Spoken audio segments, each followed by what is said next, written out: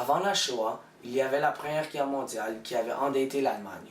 Le pays était instable politiquement et économiquement. Tout allait mal. Le peuple cherchait quelque chose pour améliorer leur sort.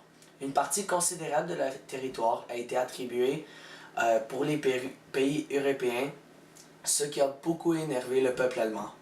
Leur valeur monétaire a été réduite à 1 trillionième de leur valeur. Le parti nazi avec Adolf Hitler est monté et le peuple a vu une façon de sortir de cette pauvreté. L'élément qui a commencé cette chaîne de révolte, c'est le traité de Versailles qui a mis le pays en grande pauvreté. Mais tout a dérapé quand Hitler est venu au pouvoir, promettant de déchirer le traité et d'arrêter tout ce que l'Europe a travaillé.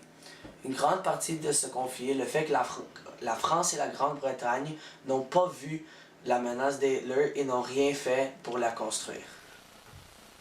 Un des moments les plus importants était lorsque l'Allemagne s'est alliée avec l'Autriche, même si c'était contre le pacte. Un autre événement important est la première attaque sur la Pologne. C'est là que la guerre a commencé. Hitler a permis à ce moment de tuer toutes les personnes handicapées. Un an plus tard, Winston Churchill devient le premier ministre de la Grande-Bretagne. Irena Sendler est une femme polonaise qui est née le 15 février 1910 à Otwock. Elle est morte le 12 mai 2008. Elle prétendait être infirmière pendant la guerre.